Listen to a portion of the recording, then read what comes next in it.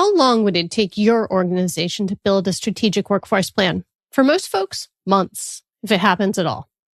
Welcome to 600 Seconds in HR Tech. I'm Stacia Garr, and today my guest is Marcus Mossberger from LYTIQS, a workforce intelligence platform focused on strategic workforce planning. Marcus came on to talk to us about IQ Assist, which is their new AI-enabled planning accelerator, which turns that months-long process into a first draft in under a minute, he says. We cover a lot in 10 minutes. Why the goal of planning has shifted from being right to being ready. Why your workforce strategy has to connect to your tech strategy. And what happens when you break a job into its component tasks and only a quarter of those survive. And we end on a question I suspect this industry will be wrestling with for years. Who owns redesigning work? Here's my conversation with Marcus Mossberger. Welcome to 600 Seconds in HR Tech, Marcus. Thank you so much for being with us today. Thanks for having me. So before we dive in, can you tell folks just a tiny bit about yourself and LYTIQS so that they have a sense of where you're coming from? And then we're going to dive into this topic of workforce planning. Yeah, happy to. I have spent the last couple of decades in the world of HR and HR technology. I have loved it. I am super passionate about where the world of work is headed. No shortage of things to talk about on this podcast, I'm sure. And I joined LYTIQS last year. LYTIQS is a workforce intelligence platform that focuses on strategic workforce planning. So if you think about it, Stacia, we're all kind of trying to figure out what the future is going to bring and how do we plan and prepare for it. Yeah. And we're a little biased, but we think that strategic workforce planning is a critical element of being able to plan for the future. So hopefully that'll come across today. Yeah, absolutely. And it is a topic that is of surging importance to our members. And so it's very timely. And speaking of timely, you all have a new product, which is why you're here. It's called IQ Assist. Can you tell folks what that is and how do you see it helping companies with strategic workforce planning? Yeah, happy to. So first of all, it is an AI-enabled strategic workforce planning accelerator. So it is AI assisted, but it is still very human guided. So humans will always be at the helm of this process, at least in the world that we live in. So it's built into the LYTIQS platform. So you think about like a wedding cake. So the foundation of the cake is the data, right? It's your internal data, it's market related data. You build on top of that, the people analytics platform. Then you build on top of that strategic workforce planning capabilities. IQ Assist is built on all of that. So the whole point of it is to make strategic workforce planning faster and easier, because traditionally it takes months of wrangling with spreadsheets and trying to get data and trying to figure out, what is the data telling us to do, and then creating the plan itself. And so we've literally taken this months-long process and turned it into minutes. So help us understand how it does that. So what parts are you automating? Where are the humans still in the loop? Because, a big part of the challenge with strategic workforce planning is actually just getting all those data into the right place so you can do that analysis. So where in the whole process does this work? Yeah, and the data piece is still a challenge because most organizations have, dozens of different systems, not just like workforce related systems, but financial and operational. So you still have to go out and collect and normalize and aggregate all of that data. That's something that we've been doing for a really long time. So obviously we've got a lot of APIs that are already created. It's interesting, maybe you've seen some of these new organizations too that are like, hey, Stacia, I've got pre-built APIs for every technology you can imagine, so you can just use these. So it is getting easier to get access to the data, but that's just like step number 0. Yeah. Step number 1 is then diagnosing, okay, what exactly do we want to do with this data? What are the workforce related challenges that we're trying to address? And actually, that begins with looking at your business strategy. So that's like a step that sometimes gets skipped right out of the gate. Yeah. Like, what are we trying to do? Are we trying to improve productivity, increase margin? Or are we expanding globally? And then, so you've got the business strategy. You want to connect it to the workforce strategy. But then there's like another dimension here that I think is super fascinating, you kind of have to have that connected to the technology strategy too, right? Because the CIO's over here like, you guys are talking about hiring all these people to do this work. I'm about to buy a bunch of technology that's going to do that work for you. So we should probably talk. So it's gotten really complex. So it starts with the diagnosis of what's going on in our organization. What are we trying to accomplish? And then it moves into the prescription. Like, what are the practical actions that need to happen? We have all these dashboards that are like pretty and they tell us all this information, but they don't tell us what to do. And then the other piece that it does is that it actually gives you some understanding of what the expected ROI would look like if you take some actions, if you do some of these things. So it's diagnose, prescribe, and then the third piece is just the acceleration, the building of the plan that you can then take directly to the board. You can take directly to the CFO because it has ROI in it. And so that's the idea, is just accelerate that whole process. Does that make sense? Yeah, I think so. So when you say accelerate, because and part of this is not everybody who listens to our podcast is a workforce planning person. And so if you, like, let's say I'm an HR business partner, right? And I know that I'm collaborating with our workforce planning folks to get this done sooner. And they're using your technology. What happens? Like, what do they actually do, and what do I get back faster or better or clearer than would have happened a year ago?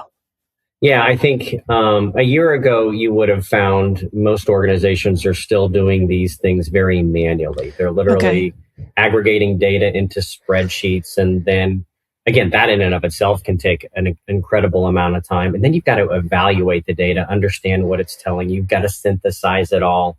So what the tool is basically automating is the aggregation of the data, the gleaning of the insights from the data, and then synthesizing it into the creation of an actual strategic workforce plan. These are the things that you're going to do. And what it also is doing, Stacia, is it's giving you a variety of scenarios. It's kind of funny. I know you've been in this space a little while, as have I. And the way that we used to approach all of this is we would be like, okay, we're trying to be right. We want to get the right person in the right role at the right time, at the right cost, with the right training, with the right skills, right? And I don't think that's possible anymore. I mean, every single day I wake up and I read headlines and I'm like, I think it's impossible to be right in a world that changes so quickly and so dramatically. Instead, what we're trying to do is help organizations be ready, ready for the future, ready for changes that are inevitably going to happen. We want them to be adaptable. And so we're going to give you a variety of scenarios. It could go this way, it could go that way. And so we want you to understand, based on those different scenarios, what should you do? And then you track this over time. Instead of doing this like once a year, that's another big thing that's different from a year ago, is we'd be like, well, we'll do some annual headcount planning, Stacia, and see how that goes. It has to be at least quarterly, if not monthly, just to stay on top of the trends. And so now you're tracking these different scenarios and you're going, okay, we have these three. It looks like we're heading towards scenario A. And now you can make decisions based on what you should be doing about that. Okay. That's really helpful. So then you just mentioned something that I think often gets confusing for folks. So I'd love your perspective on that. And that is, where does monthly, quarterly, annual planning fit vis-a-vis strategic workforce planning? So from a time perspective, like, what kind of timeline are we looking at with this technology? Well, with this technology, you're essentially looking at the actual implementation of the technology itself, which again, because we have been doing this for quite some time, we haven't perfected it, but we have gotten to the point where we've become very efficient at implementing it. So it can happen in 30 to 60 days. Again, when you think about enterprise planning software and high-tech HR stuff, that's a fraction of the time it would normally take. And then once you've got it all set up, this IQ Assist capability, literally, You answer a few questions, again, because you want the human at the helm, as I mentioned earlier. And then it generates it in about 45 seconds to a minute. Now, again, you're not done then, right? Right. Now you First have draft. a starting point. I think one of the challenges that we've seen, and I know you've seen this, is that most organizations don't do strategic workforce planning because of the complexity and everything that we just described. Yep. And they look at a blank piece of paper and they go, oh my gosh, I don't even know where to start. So this takes that away and says you don't have to start with a blank sheet of paper. You can actually start with a plan, a variety of scenarios, and then work on it over time. Can you talk a little bit about how you are helping companies account for AI, skills, org structure, and design with this overall approach to workforce planning? Yeah, happy to. So again, you compare what it used to be like, this annual headcount planning that was looking at jobs and people and positions. And now what I'm starting to see, and I'm sure you're seeing the same thing, is it's being broken down into the component parts. So instead of looking at jobs and positions, you're looking at tasks associated with those jobs and positions. You're looking at the skills needed to do those jobs. You're also, what we're looking at, I'm very curious to hear your point of view on this, is we're also adding behavioral characteristics of the people associated with doing that work. I think that's like an additional dimension that's interesting to add to the mix. For sure. The other important thing too, Stacia, that we're looking at is not just skills, but validated skills. Instead of like self-reported ones, like, hey, Stacia, I'm really good at this. Well, I could be making things up. So we actually have a partner that's using AI-driven simulations to put you through your paces. You say you're really good at customer service. You're going to interact with this AI agent for the next 30 minutes. And out the other side is going to come a validation of your applied proficiency in that particular area. So it's not just skills, it's validated skills. And then the task piece is super interesting too. We have another partner that we've just started talking to that's like, okay, if you break everything into tasks, think Legos. Okay, so I'm a project manager. I have 20 Legos in my job as a project manager. If you look at the near future, I think you could take 10 of those Legos and immediately remove them. 7 of them are going to be done by AI agents. 2 of them are going to be given to outsourcing, and 1 of them is going to be done by a contingent worker. So you're left with half your Legos, only 10, right? So you think, well, half the job's gone. No, actually more than that is gone, because those 10 remaining Legos, AI is also going to augment your ability, so you're twice as effective. So in reality, you're left with a quarter of the job that you used to have. So this is where like we start getting into, well, my goodness, how do we design the organization then relative to this new way of working? That's not enough of a person's job. So are we going to combine that with somebody else's job, and then we're going to wind up with Franken jobs? Or are we going to be thoughtful about how do we combine these different ways of working? So this is where I think HR has a responsibility to step up, Stacia, because do you know who owns actually redesigning work? No one right now. That's exactly right. That is exactly right. And I think that means we have an opportunity. Nature hates a vacuum, right? Let's step into it. We own work, and I think in HR. And if we allow finance to do it, then they're going to look at it, from a very financial point of view, which is understandable. That's what they were born to do. Yep. If we look at it from a pure technology perspective, it's going to be missing the heart, the human element. So I think we're going to have to collaborate with our friends in finance and our friends in IT way more than we ever have in the past. Okay. Well, Marcus, I think we are right at time. I know we had other questions, but unsurprisingly, we didn't get to them. So we're going to have to hold those for a little bit later.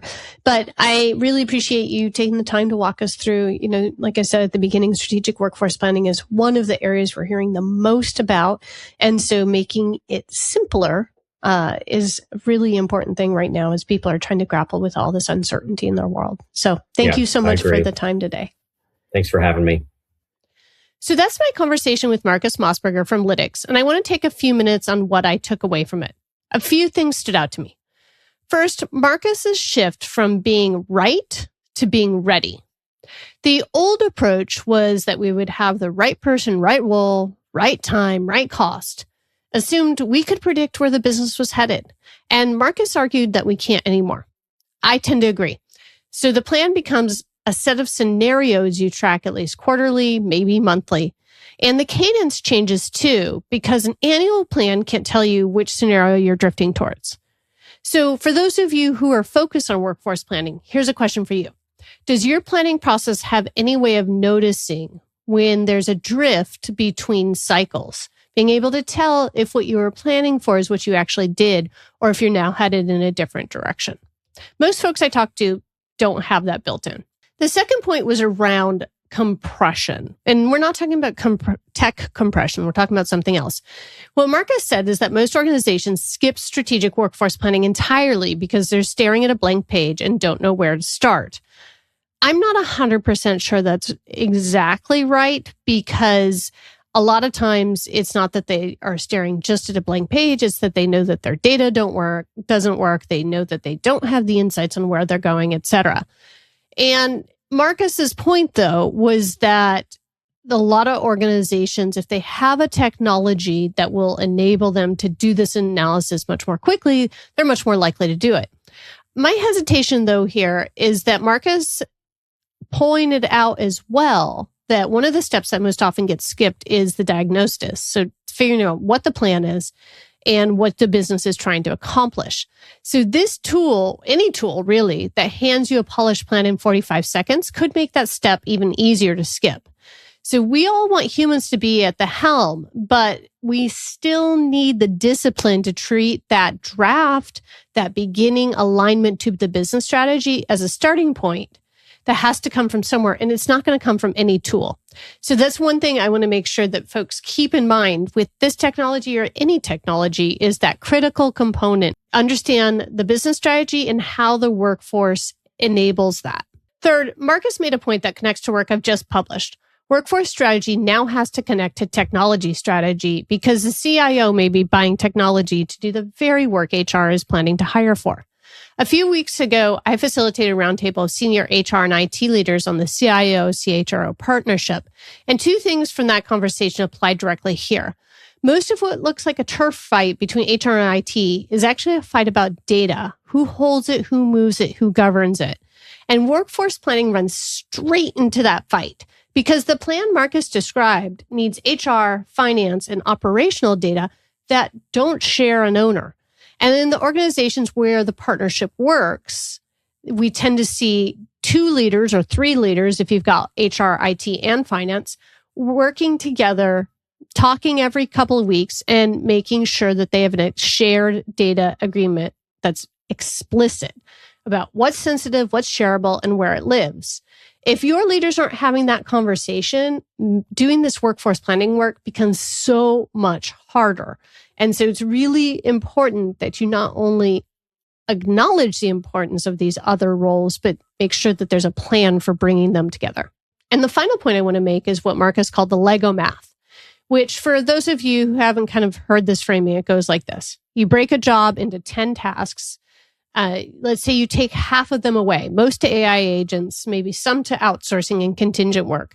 And then AI augments the ones that remain. So let's say you end up with about a quarter of the original job. Those numbers are illustrative, of course. They're not a forecast, but the conclusion is super serious.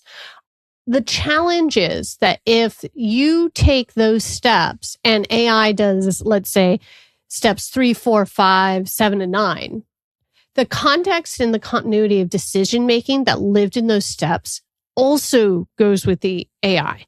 So when you're asking people to then make good decisions in the steps that remain, it can be nearly impossible to do so because they lack the context and they lack the data that are necessary to make the next decision. If they can't, then you have a human in the loop who is what the researcher Madeline Claire Elish calls a moral crumple zone. So that is somebody who lacks the context to make a real decision and exists in the process mostly to absorb the blame when something goes wrong, similar to the way a car's crumple zone absorbs an impact.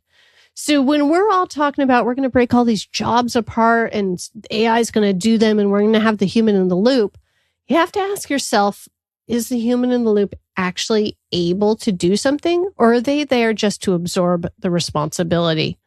So as we're designing any of this technology and redesigning work, we need to be thinking about how do we make sure we're bringing folks along as opposed to just using them as a scapegoat. So where does all of this leave me? IQ Assist compresses the mechanics of planning, and I really think that could be useful. However, we need to keep in mind that the decisions underneath it, which scenarios to plan for, whether the diagnosis got done, how to recombine tasks into jobs people can do well, all of those still belong to people. And in many organizations, no one has claimed the responsibility for that. If work redesign stays unowned, those decisions will get made by default through budget lines and system purchases. HR needs to claim that role. Otherwise, somebody else will step into the vacuum. If you want to go deeper on strategic workforce planning, skills, or people analytics, that's the research we do every day for our Red Thread members. I'd love for you to join us at redthreadresearch.com. And if this conversation was useful, please share it with a colleague and take a second to like or comment wherever you're listening. Thanks, and I'll see you next time.